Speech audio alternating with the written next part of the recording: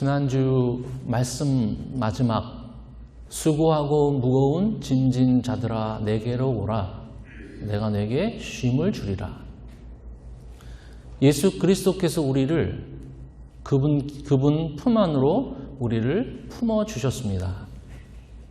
그 다음이 이제 더 중요한데요.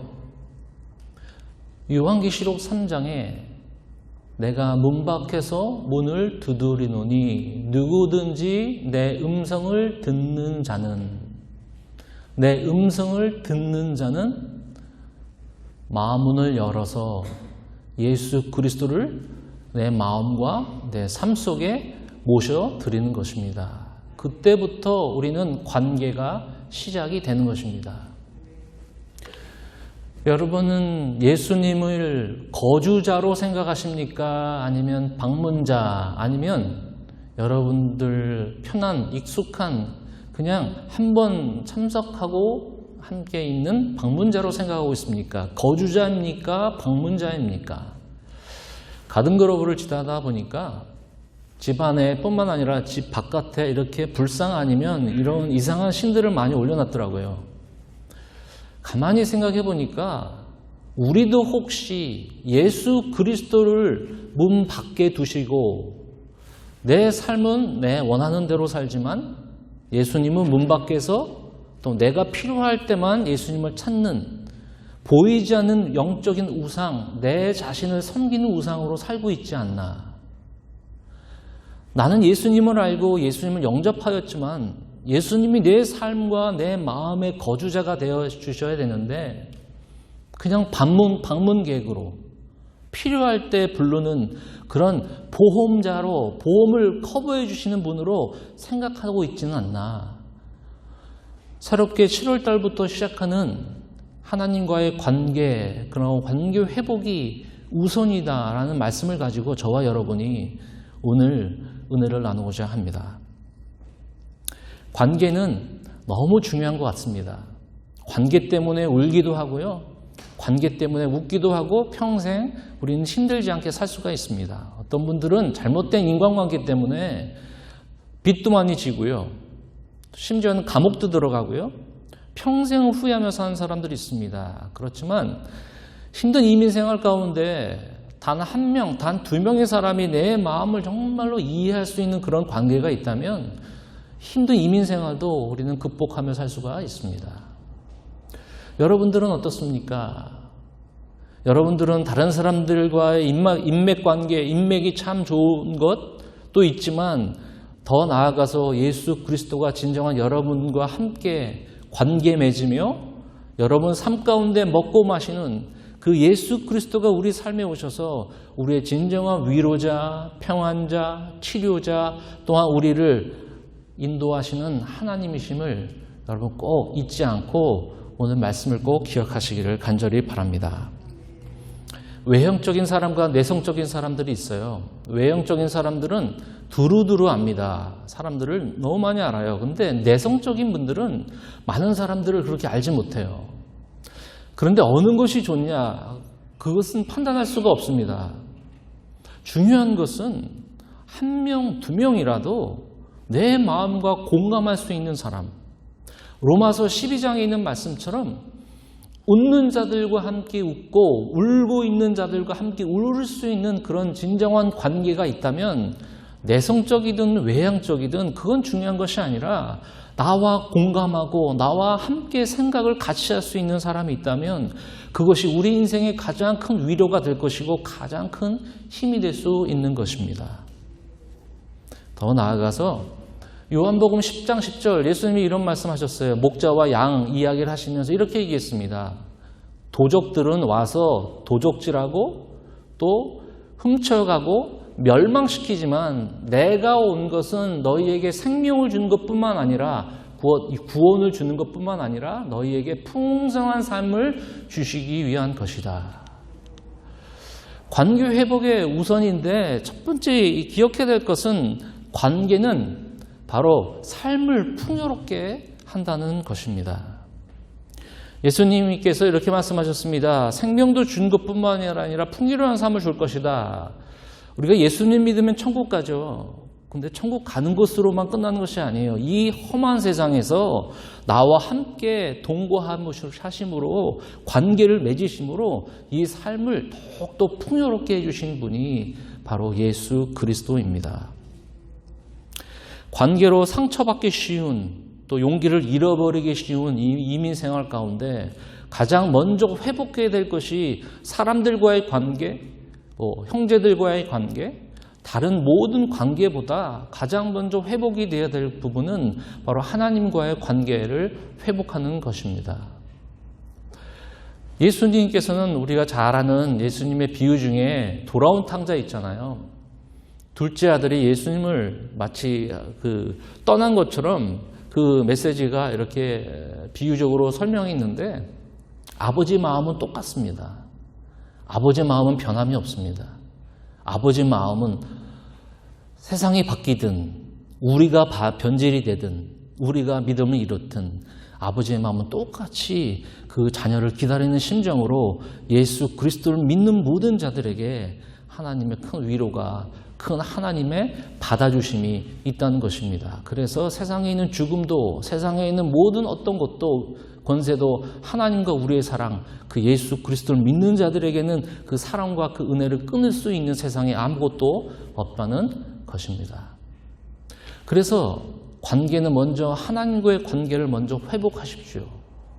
내 삶에 능력이 없다, 내 삶에 변화가 없다, 누구와 관계가 너무 흐트러졌다, 너무 힘들다, 그러면 어디부터 돌아서야 되냐면 하나님과의 관계 회복을 먼저 우리는 꼭 기억하며 관계는 삶을 풍요롭게 하는 것입니다. 그렇다면 관계는 어떻게 우리가 하나님과 회복되었느냐?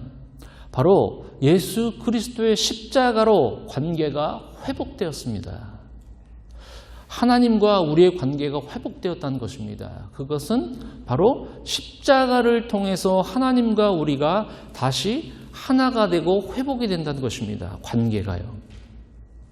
창세기 3장부터 성경 말씀을 계속 읽어보면 인간의 첫 번째 가지고 있는 죄 때문에 그 죄성이 인간들을 다 태어날 때부터 죄성이 가지고 태어난 것입니다. 세상이 왜 악해진지 아세요? 세상의 사람들이 왜 이렇게 정말 힘들어지는지 아세요? 왜냐하면 그 죄성이 다 남아있어요. 저도 죄성이 남아있었고 저도 여러분도 죄성이 다 남아있어요. 그래서 창세기 3장부터 인류 역사는 죄 때문에 다 물들어 있었기 때문에 하나님과 완전히 단절이 되었습니다. 관계가 없었습니다. 우리는 별개가 아니었습니다. 바로 하나님께서 인간의 죄를 바로 이게 정말 그를 싫어하시는데 이 죄 때문에 우리는 하나님과 완전히 단절되었습니다. 그렇기 때문에 이 관계는 어떻게 회복되었느냐?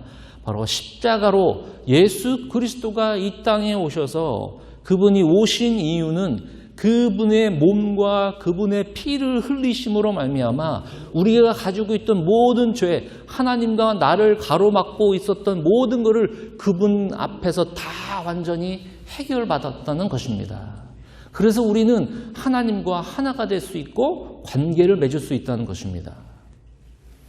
앞에 있는 스크린 한번 보십시오. 에베소서 2장에 이런 말씀이 있습니다. 우리 한 목소리로 함께 천천히 한번 읽어볼까요? 에베소서 2장 13절. 이제는 전에 멀리 있던 너희가 그리스도 예수 안에서 그리스도의 피로 가까워졌느니라. 그는 우리의 화평이신지라.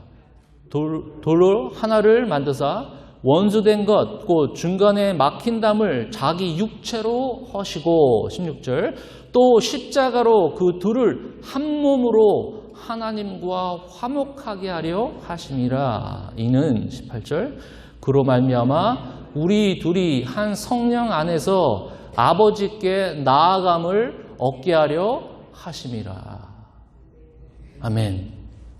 13절에 예수 그리스도의 피, 14절에 중간에 막힌 다음에 자기 육체, 그분의 육체가 찢기심으로 말미암아 하나님과 백성들 가운데 있었던 그 휘장, 그 천막이, 그 커튼이 예수 그리스도의 몸이 찢겨짐으로 말미암아 그걸 믿는 자들이 하나님께 담대히 나가서 그분과 함께 동거할 수 있는 그런 기가 막힌 하나님의 신비로움을 우리에게 허락하셨다는 것입니다. 그래서 우리는 세상에 두려움이 없어요. 왜냐하면 그리스도께서 우리 안에 거하시기 때문에. 믿는 것으로 끝난 것이 아니라 그분을 내 마음에 영접함으로 말미암아 우리는 그분과 하나가 되었다는 것입니다. 그래서 우리는 하나님께 가까이 나갈 수 있다는 것입니다. 세 가지, 오늘 시편 73편 28절에 이렇게 기록되어 있습니다. 하나님께 가까이함이 내게 복이라. 하나님께 가까이함이 내게 복이라. 내가 주 예수를 나의 피난처로 삼아 주의 모든 행적을 전파하리이다. 하나님께 가까이함이 내게 복이라. 세상에 많은 복이 있죠. 하나님께 주시는 복, 하나님께서 내려주시는 복들이 있어요. 그 복들은 세상에서 열심으로 받는 것이 아니고요. 하나님께 가까이 가는 자, 하나님과의 관계를 다시 한번 회복하며 하나님과의 깊은 관계로 나아가는 자들에게 하나님께서 주시는 놀라운 축복이 있다는 것입니다. 그러면 어떻게 하나님과 관계 회복이 있을 수 있을까요? 그러면 실제적으로 가까이 가고 싶은데 그러면 어떻게 할까요? 세 가지 저와 여러분이 함께 은혜를 나누고자 합니다. 어떻게 하나님과 관계 회복이 될 것이며 어떻게 관계가 깊어질 것이며 진짜 그 관계가 있는지 어떻게 증명할 것인지 저와 여러분들과 함께 세 가지 말씀을 나누고자 합니다. 첫 번째, 관계는 어디서부터 시작되냐면 어떻게 하나님과 관계가 회복될 수 있냐면 예수 그리스도가 나를 위하여 그 찢기시고 흘리신 피 때문에 우리가 하나님께 나아갈 수 있기 때문에 우리는 회개가 관계를 새롭게 한다는 것입니다. 바로 하나님 앞에 진심으로 드리는 회개가 그 관계를 새롭게 합니다. 미국에 와서 10년 동안 아는 분이 한 분 계셨어요. 이분이 집사님이신데 교회도 열심히시고 그리고 다른 그 사역도 이렇게 교회 밖에서 하시는 사역도 여러 가지 있으셨어요. 그분과 만나서 이렇게 교제도 하고요. 10년 전에요. 그리고 같이 사역도 나누고 그 정기적으로 만난 지 한 1년 됐어요. 그 다음부터는 소심이 뜨끔해졌어요. 그런데 그 소식이 서로 이렇게 끊어진 사이에 저한테 카톡을 계속 날려주셨습니다. 한 달에 한 번. 우리의 사역이 이렇게 있으니까 목사님 오세요. 목사님 잘 지내시죠? 제 사역이 있으니까 이 모임이 있으니까 오세요. 이렇게 계속 매달마다 와요. 본인이 어디 가서 간증한 것도 이렇게 카톡에도 올라왔어요. 그것도 링크해 줘서 보여줬어요. 그래서 저 그것도 보고요. 근데 작년인가요? 우리 문 목사님 연극하는 LA로 갔는데 그분을 10년 만에 그분을 만났어요. 그분의 여동생이 그 연극에 나온대요. 그 심청전에. 그래서 얼마나 반가워요. 그 자리에서 만났으니까. 제가 그분한테 달려갔어요. 집사님 잘 계시죠? 잘 받고 있어요. 근데 그분이 저한테 뭐라고 말씀하셨는지 아세요? 누구세요? 저들을 못 알아보는 겁니다. 저는 신선한 충격을 받았어요. 그럼 여태까지 10년 동안 메시지 날린 거는 뭔가? 그분은 나를 안다고 생각하고 나는 그분을 안다고 생각해서 서로 메시지를 남겼는데 그분은 나를 모르는 겁니다. 그럼 왜 보냈을까? 그것도 관계인가? 그는 자기 뭐 한다고 나를 그냥 초대하는 거 별로 가고 싶지 않아요. 그분이 나를 모른다니까. 우리는 아는 것으로 하나님과 관계를 맺다고 생각해요. 그런데 회개가 없어요. 하나님한테 새롭게 내가 하나님과 관계를 맺는데 내가 가지고 있는 이것도 아직까지도 가지고 있어요. 내 욕심, 내 교만, 내 자만, 내 방식, 내 생각. 하나님이 싫어하는 그 죄. 정말 하나님 외에 다른 것을 섬기는 그 보이지 않는 영적인 우상들이 수두룩하게 있는데 그거를 가지고 하나님과 비교하며 살아가는 것.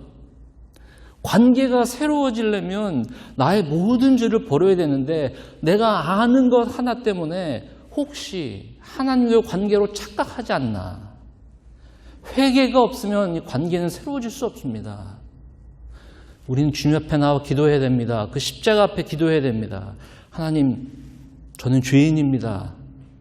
저를 불쌍히 여겨주시고 저를 용서하여 주옵소서. 완벽해질 수는 없습니다. 그렇지만 먼저 죄를 회개하는 자에게는 아는 관계로 되는 것이 아니라 그런 사이가 되는 것이 아니라 그 깊은 관계 속에서 우리를 부르신다는 것입니다. 그래서 마태복음 7장에 이런 말씀이 있잖아요.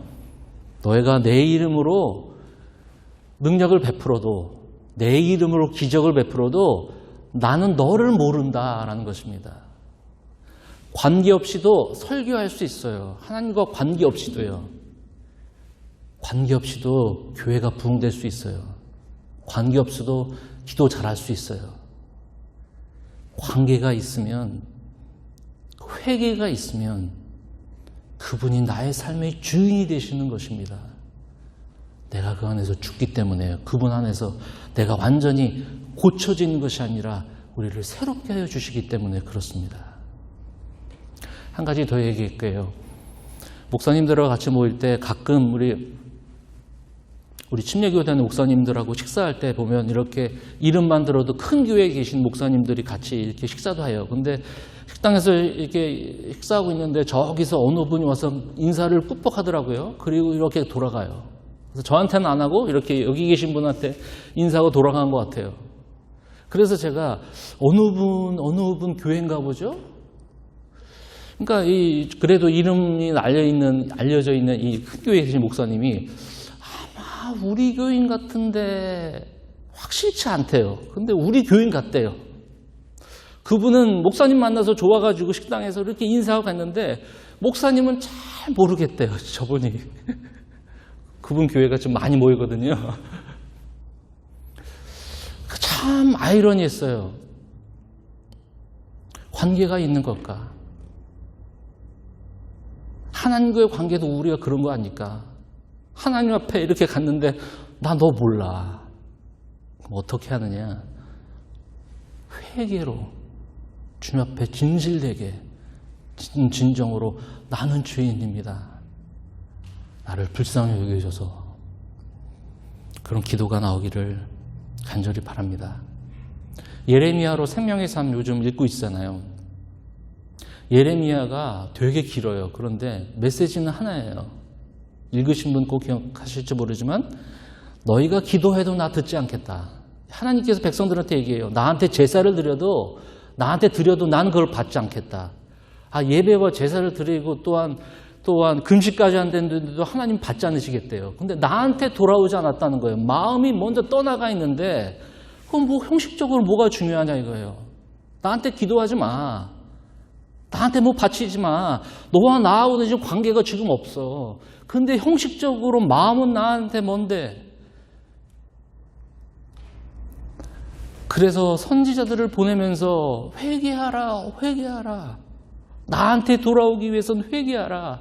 더러운 거 다 버리고 나에게 돌아오라.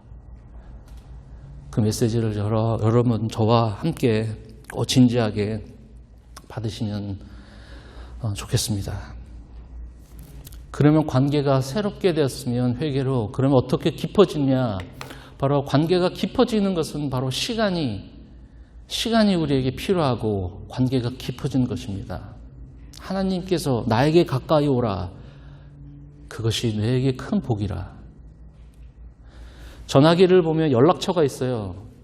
어느 사람은 뭐 몇천 개의 연락처가 전화기를 바꿔도 계속 업데이트돼서 예전에 전화번호 있으면 어느 분은 1000개, 2000개 연락처가 있더라고요. 저도 보니까 저는 정리하다 보니까 360개 연락처가 있더라고요. 아마 여기 인맥이 좋으신 분들은 아마 몇천 개가 있을 겁니다. 그런데 실질적으로 통화하는 그 즐겨찾기와 묶어놓은 사람들은 몇 명인가 한번 보세요. 자주 이렇게 연락하는 사람들. 만약에 여러분들이 어느 분하고 만나기 위해서는 그 사람하고는 무슨 시간을 내야 됩니까? 만나는 시간을 만들어야 돼요. 시간 없으면 관계는 깊어질 수가 없어요. 바쁜데 관계가 깊어진다. 같이 사는 사람들이요, 부모, 자녀 가는 거에서도요, 함께 시간이 없으면 관계가 깊어질 수가 없어요. 뭐 한 번 이렇게 가끔 만나는 거 가지고 하나님과 관계 깊어진다고요. 그거는 거짓말이에요. 평소에 하나님과 만남이 없으면서 그런 시간을 내지 않으면서 한 번 기가 막힌 책을 읽고 기가 막힌 설교를 듣는다고 뭐 깜짝할 수는 있죠. 근데 깊어질 수 없어요. 제가 그거는 성경이 그렇게 얘기하고 그건 확실합니다. 시간을 내지 않으면 하나님과의 관계가 깊어질 수 없어요. 묵상이라는 말 많이 했잖아요. 그리고 큐티라는 것, 경건의 시간, 그런 얘기가 원래 어디서부터 출발이 됐냐면은 그게 뭐 우리나라에서 시작한 거 아니에요. 예전부터 미국에서 시작했는데 이 경건의 시간, 묵상의 시간을 어디서 시작했냐면 어느 분이 구약에 나와 있는 이스라엘 백성들이 그 사막에서 40년 동안 있잖아요. 사막에서. 그 사막 가운데 40년 동안 무엇을 그들이 바라봐야 될 것이 하나님인데, 그렇죠? 의식주를 하나님을 바라봐야 되는데 그거를 그 묵상이라는 것이 바로 그 사막에서 나왔어요. 인생의 사막 같은 인생에 과연 우리는 무엇을 할 것인가? 세 가지가 되더라고요. 첫 번째, 성막. 이거는 텐트, 그러니까 이동식 예배 초소. 그거를 하나님께서 보여주셨어요. 두 번째, 구름 기둥과 불 기둥. 구름이 낮에는 움직일 때 그거를 백성들이 쫓아갔고 밤에는 불 기둥을 이스라엘 백성이 쫓아갔어요. 그들은 미디어가 없었어요. 전화기가 없었어요. 같이 의지할 것 아무것도 없었어요. 사막 같은 인생에. 그걸 두 번째, 하나님의 인도를 원했어요. 세 번째, 메추라기. 먹을 거, 메추라기 하나님께서 매일매일 그때그때 공급해 주셨어요. 성막, 불기둥, 구름기둥, 메추라기. 그 사막에서 그 백성들은 배우기 시작했어요. 누구를 바라볼 것인가? 얼마나 그 사막 같은 인생에서 잠잠히 과연 그 시간에 과연 그들은 무엇을 배웠을까? 그래서 경건의 시간이 시작이 된 것입니다. 저는 예수 그리스도와 친구와 관계를 맺기 위하여 노력한 것이 있어요. 제가 자랑한 게 아니고요. 여러분 조심스럽게 받아주시면 저는 매일 하나님께 일기를 쓰기 시작합니다.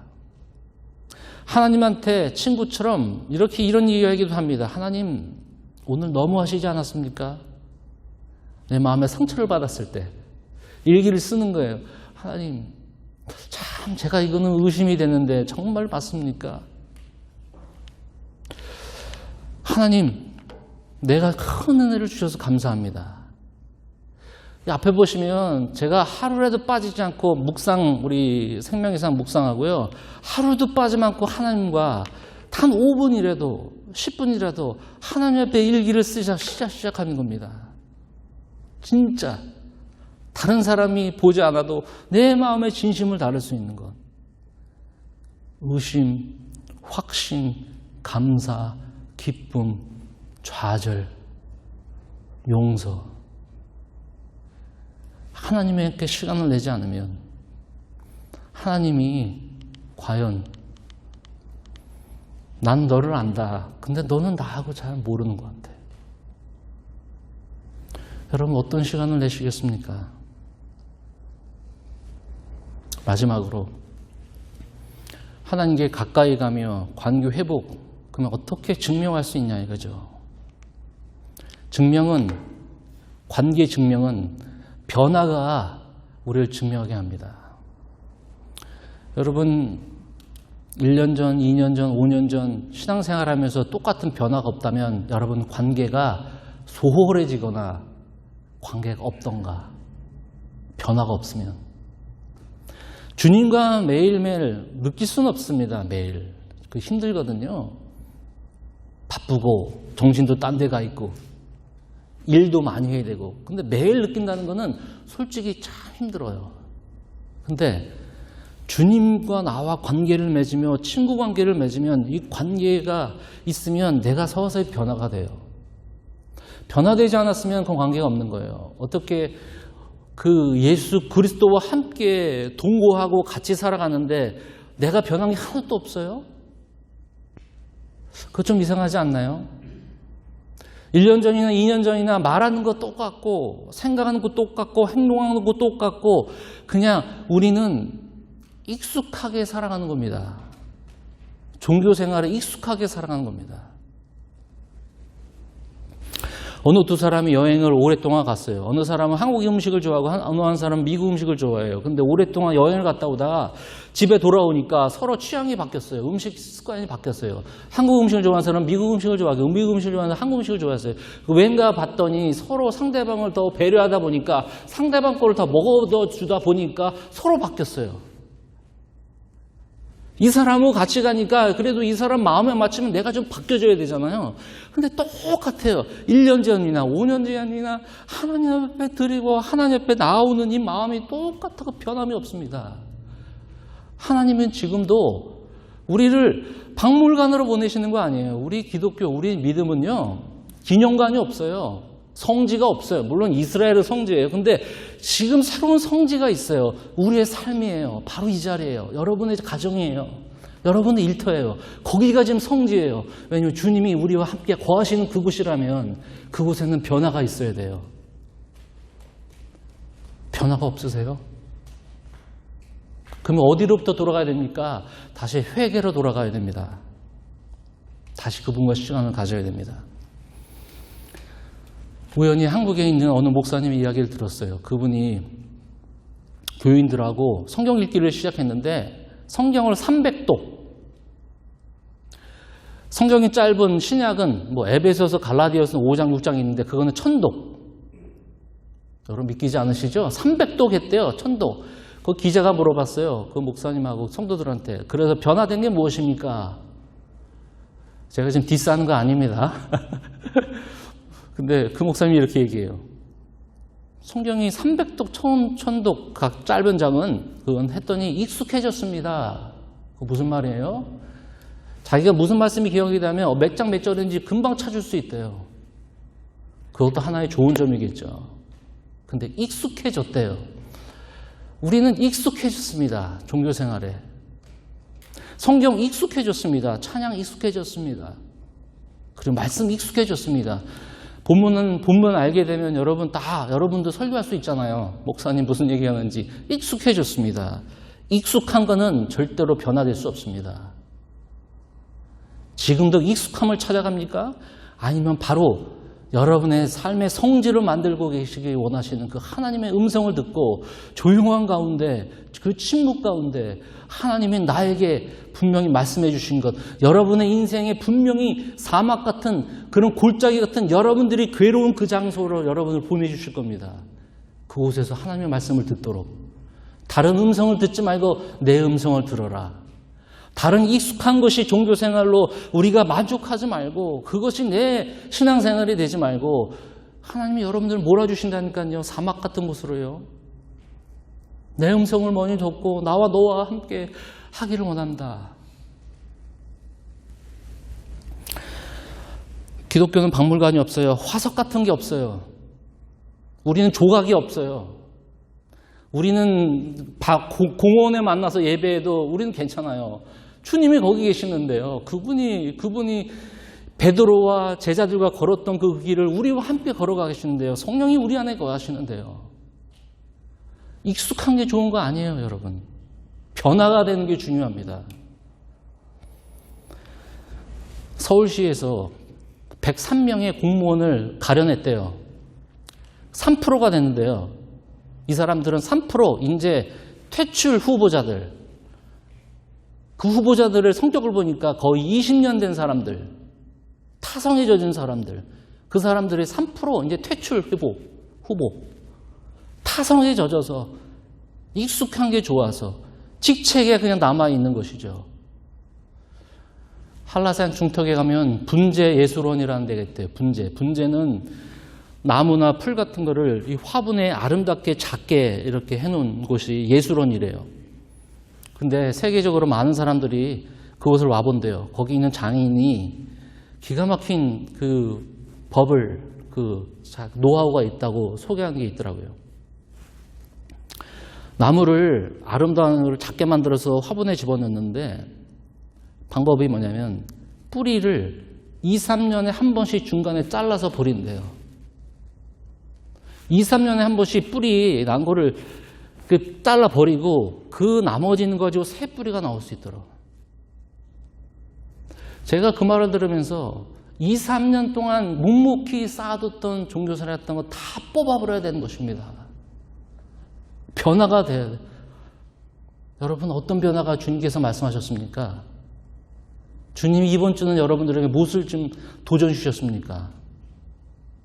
아니, 이번 달은 새롭게 시작하는데 후반부로 이제 중반부로 들어가면서 후반부로 들어가는데 무엇을 하나님께서 말씀을 통해서 저에게, 여러분들에게 말씀하셨습니까? 익숙함과 타성에서 벗어나십시오. 믿음의 도전을 하십시오. 분재했던 그 기술자처럼 2, 3년 동안 내가 정말로 하나님 앞에 믿음으로 점프하고 믿음의 결단과 믿음의 헌신으로 내가 정말 믿음으로 보여야 될 것이 무엇인지 한번 증명해 보시지 않겠습니까? 또 이렇게 1년 가시겠습니까? 또 이렇게 5년 지나가시겠습니까? 주님께서는 지금도 우리를 부르시고 계십니다. 나에게 오라. 내가 너와 함께하게 되기를 원하노라. 사막 같은 인생을 지금 지나가고 계십니까? 저 황량한 곳으로 지나가고 계십니까? 바로 주님이 여러분들을 부르시는 시간입니다. 분주하고 활발하고 할 일이 많습니까?